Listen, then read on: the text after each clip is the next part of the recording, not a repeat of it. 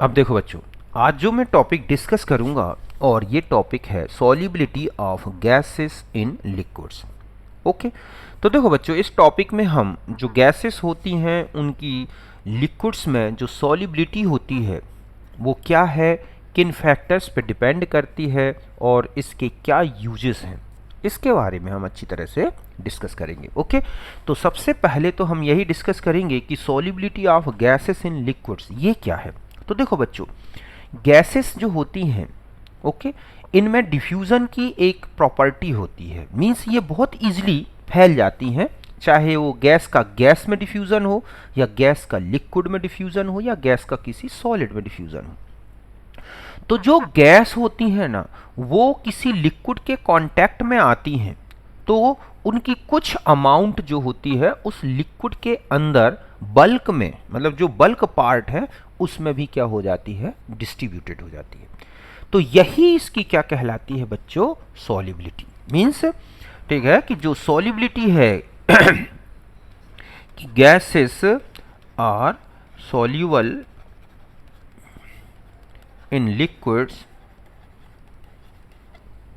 Due to diffusion. समझ गए बच्चों कि जो गैसेस हैं वो लिक्विड में अगर सॉल्युबल हैं या सॉल्युबल हो रही हैं तो इसका रीज़न है डिफ्यूज़न। द सॉल्युबिलिटी जो होती है, solubility of gas in liquid given by absorption coefficient. समझ गए बच्चों कि किसी भी गैस की जो लिक्विड में सॉल्युबिलिटी है उसे किससे रिप्रेजेंट किया जाता है, वो है एब्जॉर्प्शन कोफिशिएंट। अब ये है क्या, तो ध्यान रखें कि इट इज, ठीक है, इट इज क्या है ये, volume, volume of gas in ml at NTP या STP कह सकते हैं, which dissolved in per ml of liquid solvent। समझ गए बच्चों कि अगर हमें किसी गैस की सॉल्युबिलिटी को बताना है तो उसको एक कॉफिशिएंट से रिप्रेजेंट किया जाता है, एक्सप्रेस्ड किया जाता है, और ये है अब्जॉर्प्शन कॉफिशिएंट। ये क्या है, it is the volume of gas in ml at NTP which dissolved in per ml, okay, of liquid solvent. For मतलब यह हम ये कह सकते हैं कि जो एब्जॉर्प्शन कॉफिशिएंट है, समझ गए बच्चों, एब्जॉर्प्शन कॉफिशिएंट यहां पर क्या हो जाएगा, ये हो जाएगा वॉल्यूम ऑफ गैस, ठीक है, एट NTP, और इसे हम किस में ले लें, ml में। हालांकि अगर ये ml में ले रहे हैं तो सॉल्वेंट को ml में लेना है, इसे लीटर में ले रहे हैं तो सॉल्वेंट को लीटर में ले लें। ओके, तो यहां पर हो जाएगा अपॉन में, ये हो जाएगा वॉल्यूम ऑफ लिक्विड सॉल्वेंट, और इसे भी किस में ले लें बच्चों, ml में। इस तरह से हम एब्जॉर्प्शन कॉफिशिएंट कैलकुलेट कर सकते हैं। एग्जाम्पल है, जैसे हीलियम होता है, इसका जो एब्जॉर्प्शन कॉफिशिएंट होता है बच्चों बहुत ही कम है, 0.009। अगर हम अमोनिया की बात करें तो यही जो एब्जॉर्प्शन कॉफिशिएंट है वो है 710, जो बहुत ज़्यादा है।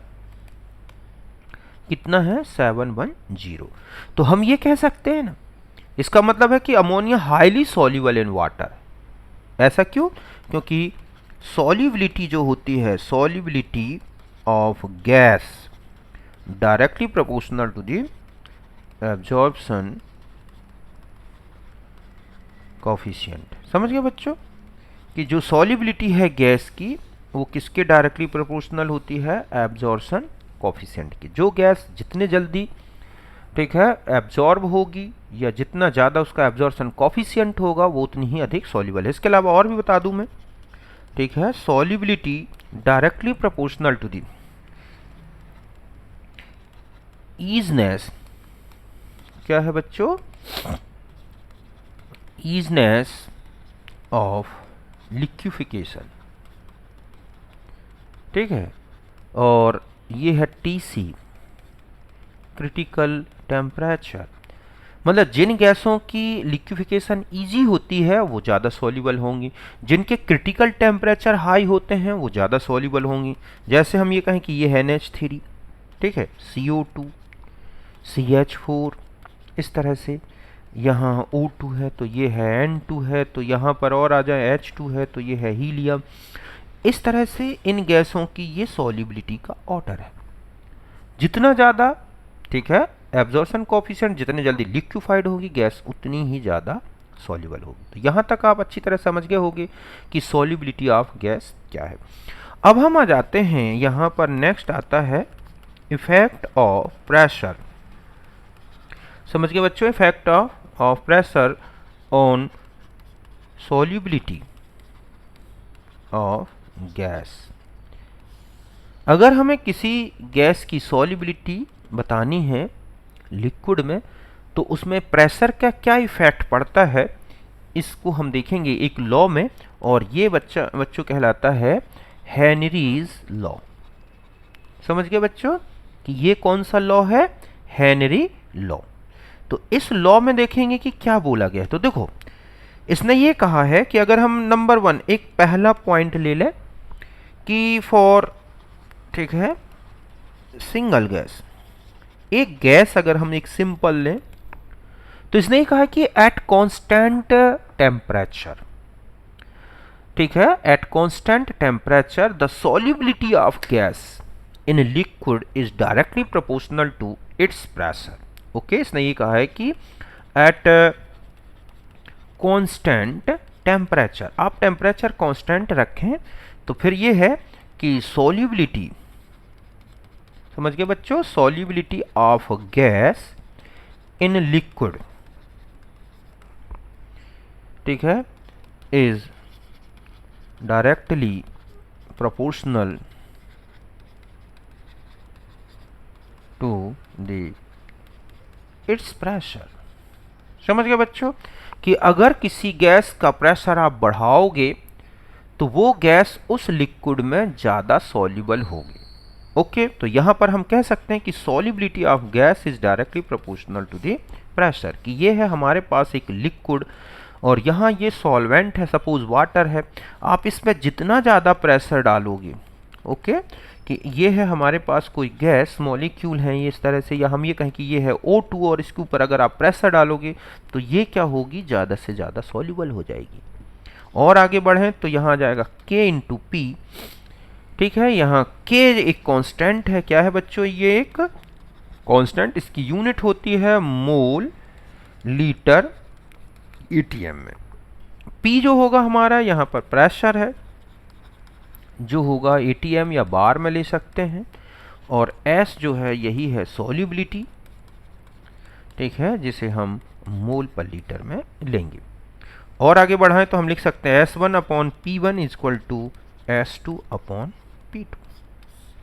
इस तरह से ये हो जाएगा सॉल्युबिलिटी का पहला फैक्टर बताया मैंने प्रेशर का और सिंगल गैस पर। ओके, एक एग्जांपल ले सकते हैं कि सपोज, ठीक है, या हम ये कहें कि K ऑफ एनी गैस, कोई गैस है, ठीक है, is 3.1 into 10 to the power -2 mole litre inverse ATM inverse. Calculate its solubility. समझ गए बच्चों, इट्स सॉल्युबिलिटी एट 4 ATM। बस, तो आप सीधा आंसर में सीधा जाओगे, solubility equal to K into P, K दे रखा है 3.1 into 10 to the power -2 into, ठीक है, और अगर आप इसकी यूनिट को और एक साथ लेंगे तो देखोगे आपको पता चल जाएगा कि रिजल्ट किस में आएगा, तो मोल litre inverse ATM inverse into 4 ATM। तो आपके पास आ गया, ये हो जाएगा 12.4, ठीक है, मोल पर लीटर। ये हो गई इसकी क्या, सॉल्युबिलिटी। क्लियर है। तो इस तरह से और भी हैं, एक दो सॉलिबिलिटी दे रखी हो, एक प्रेशर दे रखा है, दूसरा कैलकुलेट कर सकते हैं इस तरह से उस वाले रिलेशन से जो ये वाला रिलेशन है S1/P1 equal to S2/P2। Okay, तो इसी तरह का एक क्वेश्चन ले सकते हैं कि सॉलिबिलिटी, अगर हम ये कहें कि solubility of O2 at 2 atm is, ठीक है, 0.01 मोल पर लीटर, कैलकुलेट इट्स सॉलिबिलिटी, ठीक है, एट 4 atm। तुरंत बस आपको सीधा फॉर्मूला लगा देना है S1/P1 इक्वल टू S2/P2। तो ये हो जाएगा S1 मतलब हमारे पास सॉलिबिलिटी है 0.012 atm में, तो हमें सॉलिबिलिटी कैलकुलेट करनी है कितना, 4 atm में। तो आपके पास आ गया 0.01 इंटू 4/2 मीन्स 0.02 मोल पर लीटर। प्रेशर डबल तो सॉलिबिलिटी डबल होगी। तो यहां तक बात क्लियर है। अब देखो हेनरी का लॉ, ये तो हुआ सिंगल गैस के लिए। अब मान लो गैस एक से ज्यादा है, ठीक है, अगर हम ये कहें कि हेनरीज लॉ जो है, लॉ फॉर गैसियस मिक्सचर, ठीक है, तो इस गैसियस मिक्सचर के लिए क्या होगा, तो समझें इसमें कि हम ये कहें कि ये हमारे पास एक लिक्विड है, ओके, इस तरह से, और यहां पर सपोज O2 है, N2 है, H2 है, इनके ऊपर प्रेशर लगाए जा रहे हैं, या इनके टोटल प्रेशर की बात करें तो इसका प्रेशर है PO2, इसका प्रेशर है PN2 और इसका प्रेशर PH2। तो यहाँ पर XO2 हो गया, ये यहाँ पर XN2 है, डिजोल्व होके ये है XH2। तो इसने कहा है कि प्रेशर जिसका ज़्यादा उसकी सॉलिबिलिटी ज़्यादा, और जिसकी सॉलिबिलिटी ज़्यादा उसका बाहर पार्शियल प्रेशर भी ज़्यादा बनेगा, ठीक है।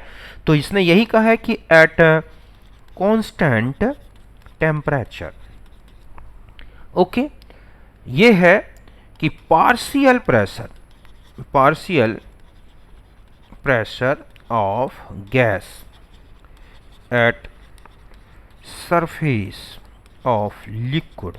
समझ गए बच्चों कि जो ये प्रेशर है सरफेस पे लिक्विड, ये किसके डायरेक्टली प्रोपोर्शनल है, मोल फ्रैक्शन ऑफ गैस, ठीक है, इन लिक्विड सॉल्वेंट, कि जो लिक्विड सॉल्वेंट है उसके अंदर उस गैस का क्या मोल फ्रैक्शन है, उसी के डायरेक्टली प्रोपोर्शनल है पार्शियल प्रेशर। और ऐसा भी कह सकते हैं कि solubility of gas means mole fraction of gas in liquid और solvent is directly proportional to its partial pressure, means P gas directly proportional to the X gas, या P gas is equal to KH into XG, where KH is, ठीक है बच्चों, ये क्या है, Henry constant.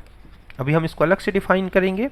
Xg जो है ये हो गया मोल फ्रैक्शन ऑफ गैस, जो कि क्या होगा Ng/Ng plus NS, where Ng ये हो गए क्या बच्चों, मोल्स ऑफ गैस, और NS ये हो गए किसके बच्चों, मोल्स ऑफ सॉल्वेंट, मतलब जो लिक्विड लिया गया है। अब यहां पर क्या होता है कि जो गैसेस होती हैं ना बहुत ही कम सॉल्युबल होती हैं एक नॉर्मल कंडीशन में। मतलब हम ये कहें कि जो मोल फ्रैक्शन है गैस का, वो जब हम लेंगे तो उसमें जो नीचे टोटल मोल्स हैं ना गैस के और सॉल्वेंट के, उसके रिस्पेक्ट में जो गैस के मोल होते हैं ना वो बहुत ही कम है। मींस यहाँ पर क्या होता है कि जो गैसेस होती हैं, हम ऐसा कहेंगे, ठीक है, कि जो गैसेस होती हैं, गैसेस आर, ठीक है, वेरी लेस सॉल्युबल, ये sparingly soluble and form very dilute solution, ठीक है। तो ऐसे में हम ये कहें कि Ng के रिस्पेक्ट में जो NS है बहुत ज़्यादा होता है, तो Ng प्लस NS के अप्रोक्सीमेट में हम केवल क्या लेंगे, NS, moles of solvent only. तो हमारे पास Xg इक्वल टू क्या होगा बच्चों, N गैस अपॉन NS। ये थोड़ा इजी हो जाएगा। तो इस तरह से हम ये कहें कि ये हो जाएगा हमारे पास KHNG/NS। इससे हमें गैस की सॉल्युबिलिटी निकाल सकते हैं, उसका पार्शियल प्रेशर। ध्यान रखें कि यहाँ जो N गैस होगा ये हो जाएगी क्या बच्चों, solubility of gas in NS, ठीक है, मोल्स ऑफ लिक्विड सॉल्वेंट। फिर बाद में हम इसे ग्राम में चेंज कर सकते हैं, मिलीमोल्स में चेंज कर सकते हैं। यहां तक बात क्लियर है ना। तो एक से ज़्यादा अगर गैसेस जो है कांटेक्ट में है लिक्विड की सरफेस में, तब उस गैस की जो सॉल्युबिलिटी होगी लिक्विड में वो उसके पार्शियल प्रेशर के डायरेक्टली प्रोपोर्शनल होगी। और इस तरह से इसने एक फॉर्मूला दे दिया, P gas equal to KH into XG। XG कैसे निकालें, तो आपको गैस के मोल अपॉन टोटल मोल लेना है, मींस गैस के मोल और सॉल्वेंट के। हमें डाइल्यूट सॉल्यूशन मान के केवल हम टोटल मोल्स में सॉल्वेंट के यूज करेंगे, इससे कैलकुलेशन भी इजी होगी और रिजल्ट लगभग अप्रोक्सीमेट सही आता है। अब हम पहले थोड़ा सा KH के बारे में लिख लें। समझ गए बच्चों, हेनरीज, ठीक है, कांस्टेंट। तो देखो बच्चों ये एक कांस्टेंट लिखा हुआ है, तो ये क्या होता है, पहला पॉइंट तो ये याद रखना है कि KH इज, ठीक है, definite for each gas and different for, ठीक है बच्चों, डिफरेंट गैसेस। कि अलग अलग गैसेस के लिए ये अलग अलग होगा लेकिन डेफिनेट होगा। And constant eight constant temperature. ध्यान रखें कि अगर जब टेम्परेचर अगर चेंज हो जाता है तो इसमें चेंज आ सकता है। तो टेम्परेचर कांस्टेंट होगा तो ये डेफिनेट होगा और हर एक गैस के लिए अलग अलग होता है, जो भी गैस है उस हिसाब से इसके वैल्यू आएगी। एक दूसरी बात आती है कि KH, ठीक है, आप देखोगे मेजर्स या KH जो है हम ऐसा कह सकते हैं gives the solubility of gas in liquid. ऐसा क्यों बच्चों, देखो क्योंकि सॉल्युबिलिटी जो है, अगर आप देखोगे कि ये था हमारे पास P gas equal to KH into XG, तो KH इक्वल टू क्या होगा, PG अपॉन XG। यहाँ XG क्या है, यही एक्चुअल में क्या है, सॉल्युबिलिटी ऑफ गैस, यही है ना, या उसके मोल से भी कह सकते हैं। तो यहां सीधा दिख रहा है कि KH inversely proportional to the XG या XG inversely proportional to the KH। इसका मतलब है कि किसी गैस के लिए KH ज्यादा है तो उसकी सॉल्युबिलिटी क्या होगी बच्चों, ज्यादा। मतलब यहां पर KH अगर लार्ज वैल्यू है तो XG जो है बहुत ही क्या हो जाएगा बच्चों, स्मॉल वैल्यू में आएगा।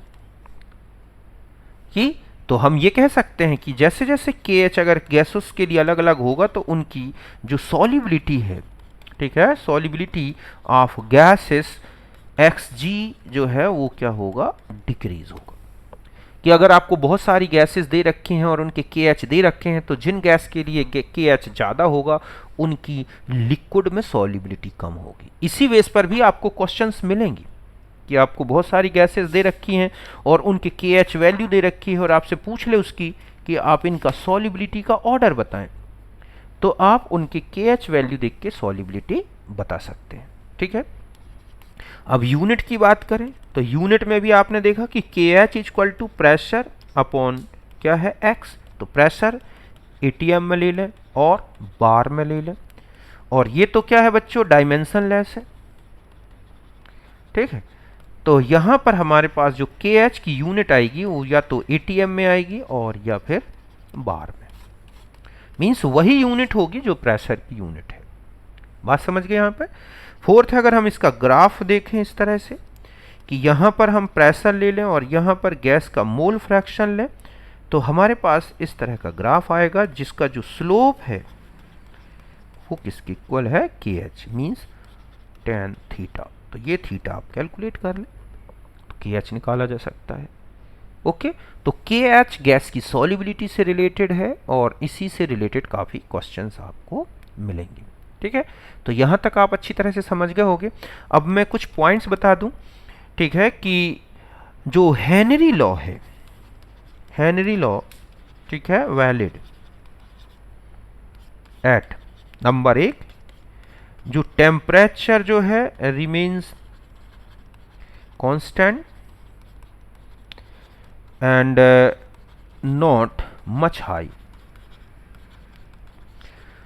बहुत ज़्यादा नहीं होना चाहिए, कांस्टेंट तो हो लेकिन बहुत ज़्यादा नहीं होना चाहिए। ऐसे ही प्रेशर की बात करें तो pressure of gas not much high, gas भी बहुत हाई प्रेशर में नहीं होना चाहिए गैस का प्रेशर, नहीं तो गैस बिना डिसॉल्व हुए बाहर आ जाएगी क्योंकि उनकी काइनेटिक एनर्जी बहुत ज़्यादा हो जाएगी।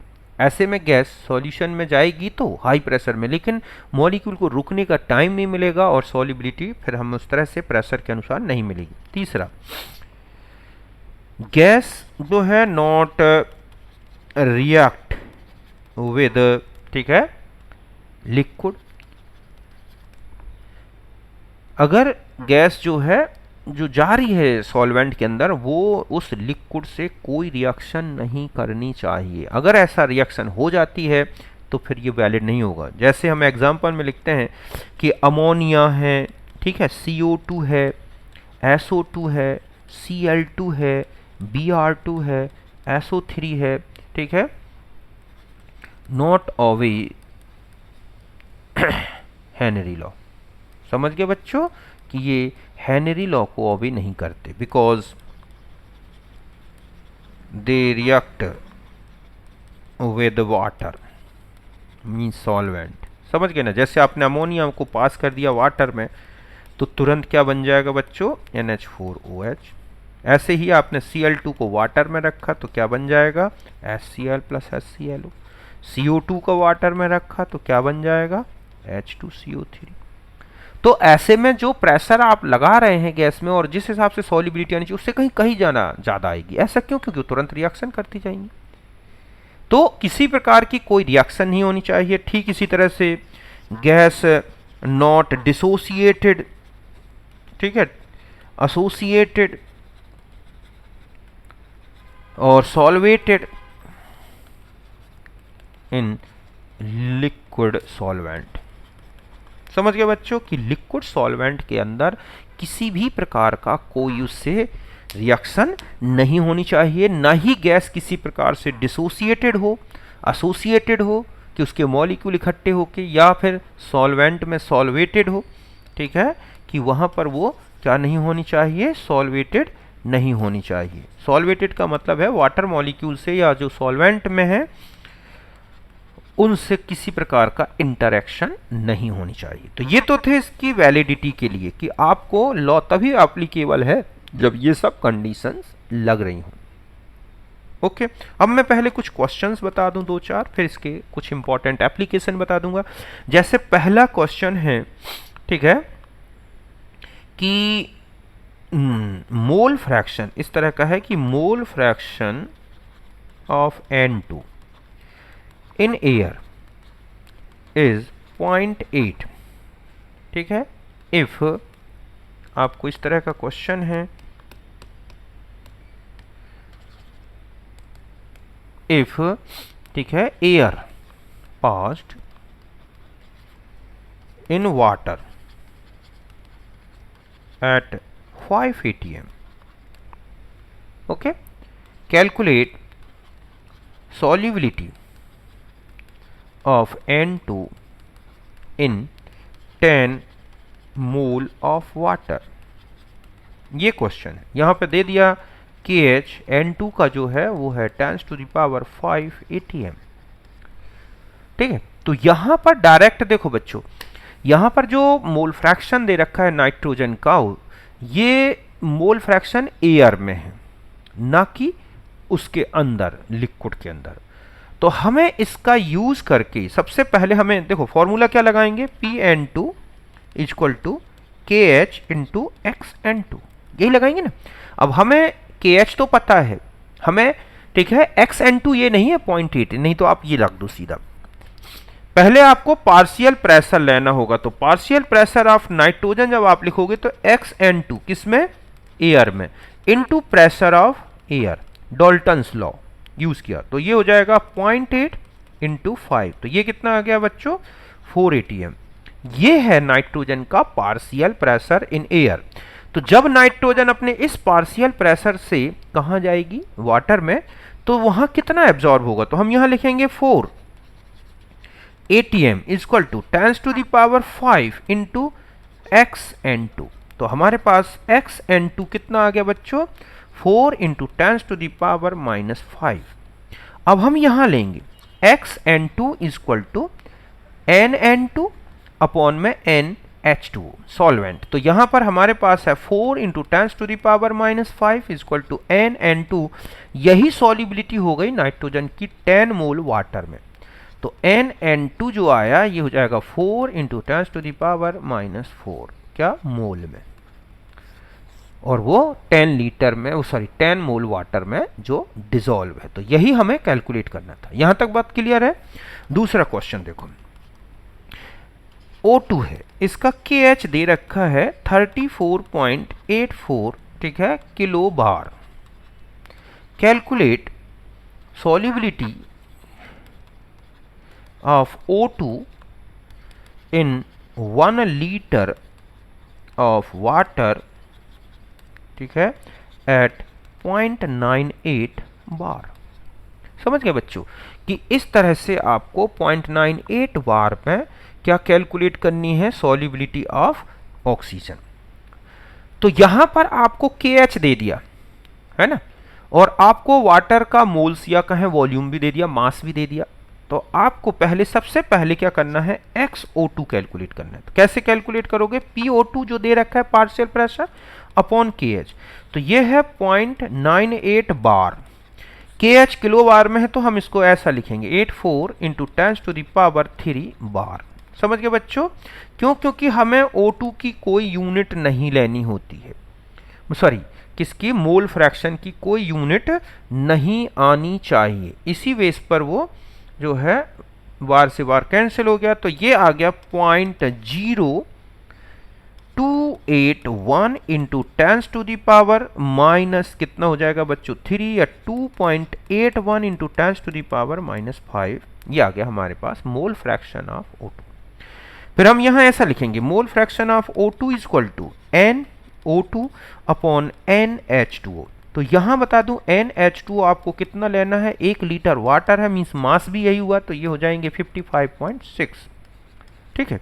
तो आप यहां रखोगे 2.81 into 10⁻⁻5 equal to NO2 upon, यहां पर कितना कर दोगे 55.6। तो NO2 इक्वल टू हो जाएगा 2.81 10⁻⁻5 इंटू 55.6। ओके, तो ये आ जाएगा आपका 55.6 का, तो मल्टीप्लाई कर लें तो ये कितना आ जाएगा बच्चों, देखो 2.81 इंटू 55.6, तो ये आ रहा है 156.23 इंटू 10⁻⁻5 मोल। मिलीमोल ग्राम में, अगर ग्राम में पूछ ले कितना होगा, तो 156.23 इंटू 10⁻⁻5 इंटू 32 ग्राम, इतनी ग्राम ऑक्सीजन डिसॉल्व होगी। तो यहां तक बिल्कुल क्लियर हो गया। एक लास्ट क्वेश्चन है और बताता हूं, जैसे ये लिखा है KH ऑफ हीलियम। ओके, तो ये है आपके पास सपोज 4.2 इंटू 10⁻⁻6, कितना है बच्चों, ये है आपके पास KH की वैल्यू 10⁻6। और गैस का जो है हीलियम का जो मोल फ्रैक्शन है 1.2 इंटू 10⁻⁻6। तो हीलियम का जो पार्शियल प्रेशर है वो क्या होगा। तो आपको क्या कैलकुलेट करना है बच्चों कि PHE कितना होगा, ठीक है। तो सीधा सा है PHE इक्वल टू क्या करोगे आप, KH इंटू X। तो KH आपको दे रखा था 4.2 इंटू 10⁻6 इंटू 1.2 इंटू 10⁻⁻6। इसको सॉल्व कर लो, ये किस में आ जाएगा, ATM में, जो भी आता है। तो इस तरह से हेनरी लॉ से रिलेटेड मैंने आपको क्वेश्चंस भी बता दिए, ठीक है। और अब देखो इसके 2-3 एप्लीकेशन हैं जो बनते रहते हैं क्वेश्चंस, तो वो और देख लेते हैं लास्ट में हम। Applications of Henry's law. समझ गए बच्चों कि हेनरी लॉ के एप्लीकेशंस क्या है, कहाँ कहाँ ये यूजफुल होता है। तो देखो पहला तो ये है कि आपने देखा होगा सॉफ्ट ड्रिंक्स हैं, सोडा वाटर है, बीवरेज जो होते हैं, तो उनमें जैसे आप ओपन करते हैं उसको तो एकदम से गैस बाहर आती है। तो ऐसा क्यों? क्योंकि जब तक गैस का प्रेशर ज़्यादा रहेगा तो उसमें गैस ज़्यादा डिजोल्व रहती है। तो यही कारण ये है कि टू इंक्रीज, पहला यही है कि टू इंक्रीज द सॉल्युबिलिटी, समझ गए बच्चों, कि solubility of CO2 in soft drinks, okay, soda water, इस तरह से कि to increase the solubility of CO2 in soda water soft drinks, ठीक है। जो बॉटल्स होती हैं, bottles are sealed at high pressure. क्यों होगा हाई प्रेशर में? क्यों? क्योंकि जब हाई प्रेशर रखेंगे तो हेनरी लॉ के अनुसार CO2 क्या होगी, उस ड्रिंक में या उस सॉफ्ट सोडा वाटर में ज़्यादा डिजोल्व रहेगी। ओके, यहाँ तक बात क्लियर है। दूसरा देखो आप, अगर आप, एक होता है एनॉक्सिया, ओके, कि जब हम हाई एल्टीट्यूड में जाते हैं, पर्वत में, पहाड़ों में चढ़ते हैं, तो वहाँ पर ऑक्सीजन का परसेंटेज क्या हो जाता है, कम। मीन्स वहाँ पर उसका नया जो ऑक्सीजन है उसका एयर में पार्शियल प्रेशर कम होता है। ऐसे में क्या होगा कि हमारी बॉडी के अंदर जो ब्लड है या टिश्यूज हैं उनमें कम ऑक्सीजन पहुंचेगी, और जब कम ऑक्सीजन पहुंचती है तो जो माइंड की थिंकिंग पावर है ना बच्चों, वो कम हो जाती है, और इसी को बोला जाता है क्या, एनॉक्सिया।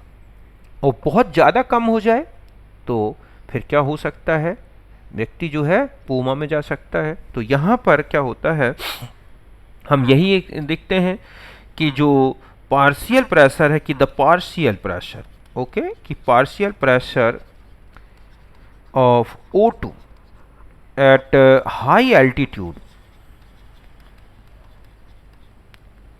ठीक है बच्चों, एल्टीट्यूड इज लेस देन सी, ठीक है, लेवल, या फिर कहें कि लो लेवल, या जो है ग्राउंड लेवल जहाँ से आप गए हैं। This lead to low concentration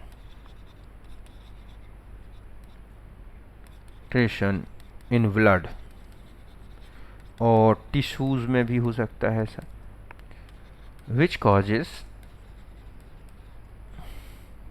ठीक है, anoxia, means low thinking power, सोच नहीं पाता आदमी क्लियरली, नॉट क्लियरली थिंकिंग, और इसको बोलते हैं क्या, एनॉक्सिया। तो वहाँ पर एनॉक्सिया की प्रॉब्लम आ जाती है हाई एल्टीट्यूड में।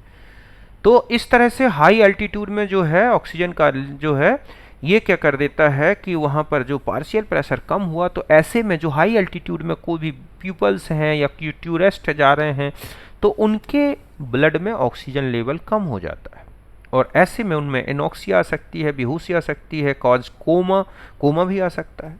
ओके, थर्ड होता है टू अवॉइड बैंड्स।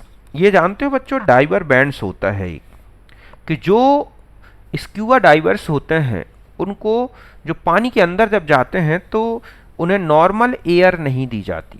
अगर वो दे दी जाए नॉर्मल एयर तो उसमें जो नाइट्रोजन है ना वो क्या होगी, ब्लड में डिसॉल्व हो जाएगी हाई प्रेशर में।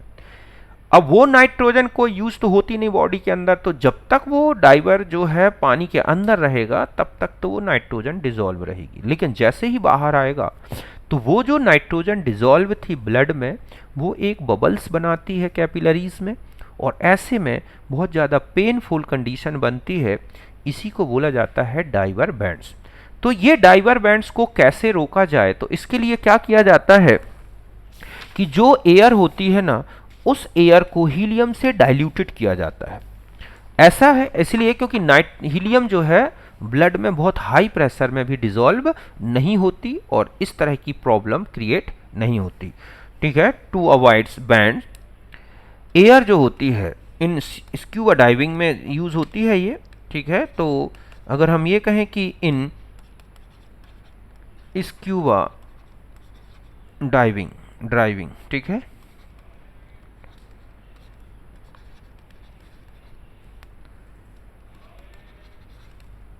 जो एयर है, एयर डाइल्यूटेड बाय हीलियम, और ये परसेंटेज बता दूं, जो हीलियम होता है 11.7%, जो नाइट्रोजन होता है वो है 56.2% के आसपास का, ओके। और जो O2 होता है और वो बचा कितना, 32.1%। ऐसा इसलिए होता है बिकॉज हीलियम, ठीक है, नॉट सॉल्यूबल इन ब्लड, समझ गए बच्चों, and not produced bands like N2। ये क्या, क्योंकि N2 soluble in blood eight high pressure, समझ गए बच्चों, कि हाई प्रेशर में ये ब्लड में डिसॉल्व हो जाती है, लेकिन इसको डिसॉल्व ना हो इसका परसेंटेज कम रखा जाता है और हीलियम बढ़ा के ऐसे में बैंड से अवॉइड किया जा सकता है। और लास्ट लेते हैं कि जो डीप ब्रीथिंग होती है, डीप ब्रीथिंग, ठीक है, गिव लार्ज, ठीक है, amount of oxygen in blood,